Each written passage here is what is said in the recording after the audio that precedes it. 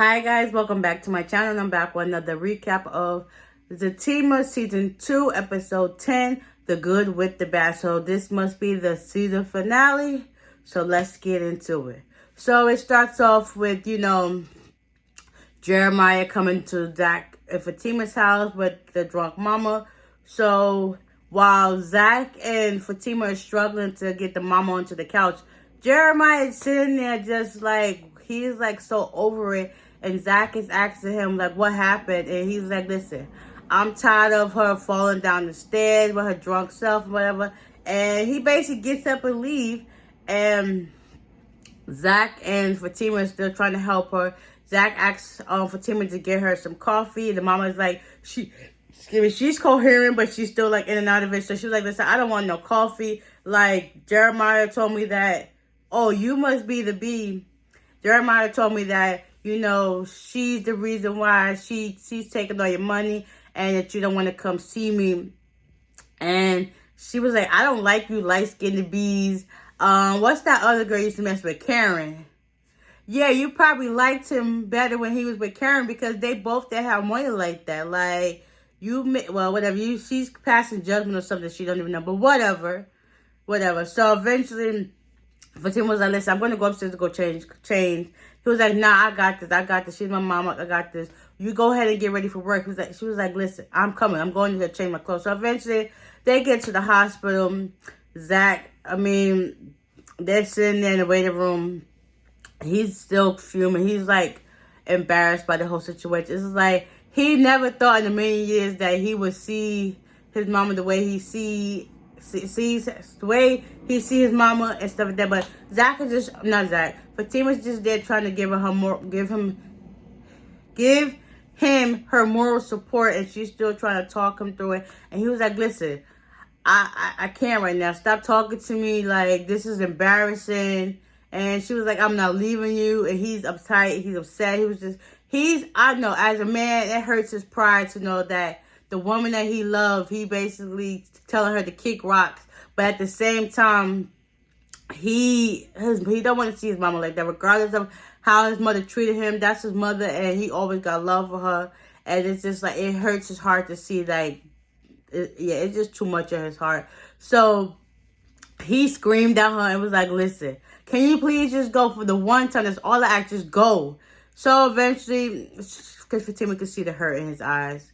Like, I saw the hurt in his eyes. I just felt so bad for him. Like, why he got to go through all this? Like, why now? Because he got money. And he was like, before he told her off to go, he was like, why did she choose this lifestyle over me? Like, that's his inner kid talking. Like, he's still hurt from all those years.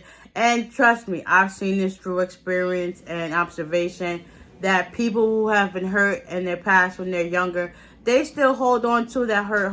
They still hold on to that hurt when they get adults, because that pain and hurt never goes away. You just try to mask it, but at the end, it still never goes away. So I honestly could see where his hurt and pain is coming from, because nobody wants to go through that. So eventually, Fatima does leave. She steps out to the lobby area, and she calls Dr. Reed, and he was like, listen, I figured he was going to call me. So basically, she told him that they were at the hospital, but because of his mama, not because he put hands on her. So Dr. Reed decided he was going to come, talk to him. And then she was like, maybe after y'all talk, me and him could talk and we could go about that. So Fatima's supposed to send the address to Dr. Reed, and he come up to the hospital. After that, they got the phone. She calls Angela and whatever. So meanwhile, back at Angela's house, coming to find out, she let Bryce spend the night. And they was drinking coffee, and they talked about how they had a good night. Thanks for, let me spend the night. He's still seeing that they got something going on.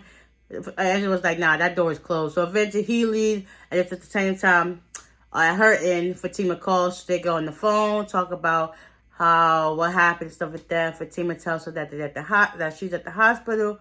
And Angela thinking that he put hands on her, but no, that's not the case, because of Zach's mama. She came home last night drunk, and we hear and stuff like that. And she also told her that Dr. Reed is on his way. So after they get off the phone, before they get the phone, Fatima reassured her, like, listen, if I need you, I'll call you. And that was it. So yeah. Okay, so now that, Zach is there by himself, the nurse comes and tells Zach that his mother's okay. They stitched up a few stitches, I guess, on her face, and that they're gonna keep her there for observation. And he also asked when she's gonna be discharged. They're gonna keep her there for a few hours. He also made a complaint about the pain in her legs, and then the nurse gave him a card that he can help her, so that she can get some help, because he basically just wanted to get her home and get over the whole situation. So after the nurse leaves, in comes Dr. Reed, and he sits down. He starts talking to her like, "Listen, I know you don't want to talk to me and whatnot, but I have a few questions." And he was like, "So when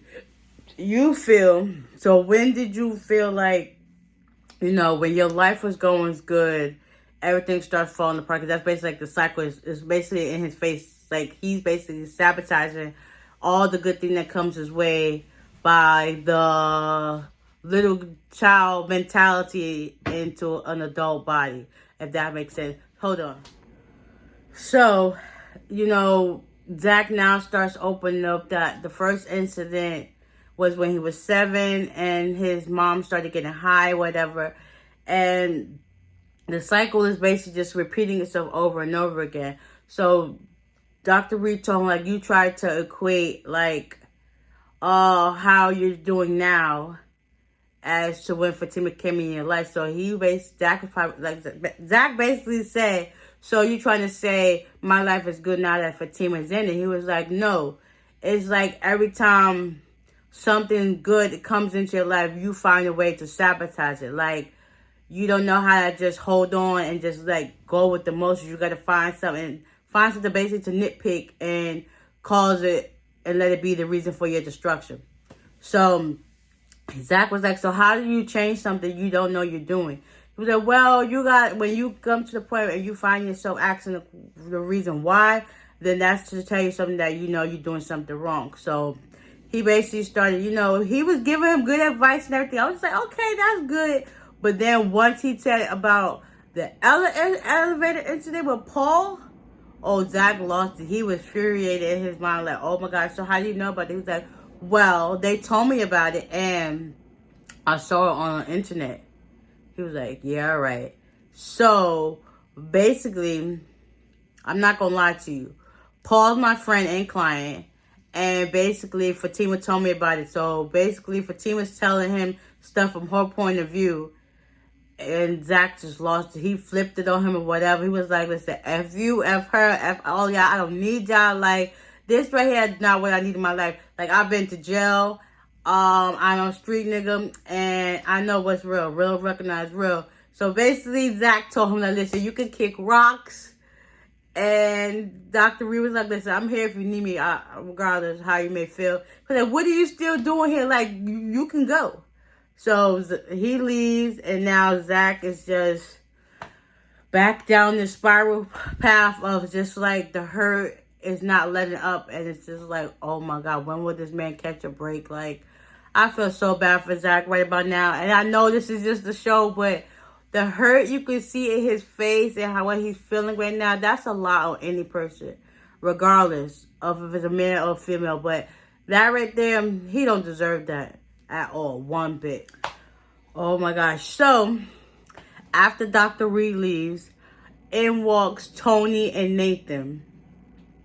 And they was like, he greeted them or whatever, hands up. He was like, "How do y'all know I was here?" He was like, Nathan told him that Jeremiah told him. So they sitting down, whatever, like we was coming to check on you, see how you doing. Next thing you know, Connie walks up and he was like, "So what are you doing here?" He was like, "Listen, we was all playing cards, but I had to go check on you. You my boy, whatever, whatnot." And eventually, they was going back and forth if they should stay or whatnot. The boys ended up leaving because Connie wanted to be there to, be more support, like back in the day, how it was. But before, so they started reminiscing about how Miss Gladys was, all the good stuff. And Zach was like, "How can y'all sit here and try to reminisce about all the good stuff? Do y'all remember all the bad stuff that used to happen?" They was like, "Yeah, we know. We remember. We lived it all." And Connie was like, "Yeah, I remember. I remember you used to come to my house every night. We would feed you and whatever and do whatever other stuff." So then the boys leave. And, you know, now Connie and Zach is there. Zach ends up laying his head on her shoulder. Next thing you know, Fatima walks back in with her clothes changed and everything. It was like, so what the F is this? And Connie was like, so this is the little entree. And Fatima was like, yeah, this is a little entree. All the entrees, all this, all that. And Connie was like, so what do you be telling her about me? Zach, and that's, you know, Fatima was like, I ain't with it. Then Zach was like, Connie, this is Fatima. Fatima, this is Connie. And Fatima was like, listen, I ain't got time for this. I'm about to go to my parents' house. And Connie was like, bye, Halima.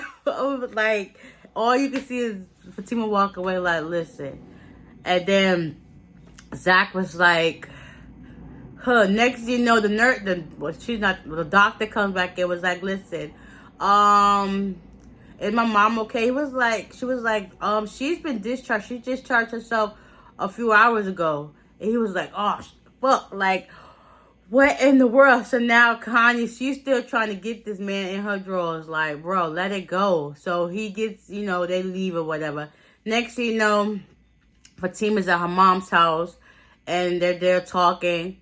And they just talk about how they got all Zach information, stuff like that. He was like, this is another time. He was going through a lot. Next thing you know, knock on the door, is Zach comes in. I like how the fact that even though nobody got the memo, they all like color coordinate with each other, the mom and dad, and then you got Fatima and Zach that color coordinate. They look all so cute. But whatever, Zach comes on the couch, and the mom starts asking him questions, and he was like, "Yeah, I know all this. I've been arrested. You know, the armed robbery.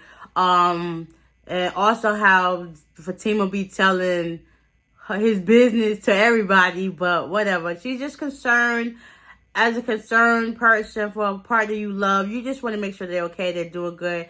And sometimes you vent a little bit, but you know, some people take it and use it against you, but whatever. So it was like, listen, did she also tell you that my mom is a crackhead and stuff like that? And was like, listen, I ain't got time for this. He made a joke about, oh yeah, I got a nice house. I might spend the block around, you know, get some things out of y'all. And y'all might want to lock y'all door. And after that, Zach leaves. The mom said, listen, we just looking out for your best interest of heart. And right now, I don't think that Zach is the one for you. I'm just telling you my truth. But, you know, everybody's truth is not the person living the experience's truth. Like, just because you feel a certain type of way, don't project your feelings onto me, because then that makes me feel a certain type of way. So now Fatima, she's kind of on the fence, because she's like, dang, I just wanted to have a good time with my parents, my man, but now my man's leaving, and now I got to go through this. So after that, her dad came and told her, like, listen, I've been in your life since you were 9 years old. Like, if you love him, you know, you gotta do what's best for you.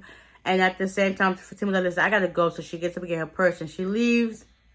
And the mother was like, this is too much. You gotta tell her the truth. What truth is being held that they gotta tell her? Like, I don't know. But anyway, by this time, Fatima makes it back home.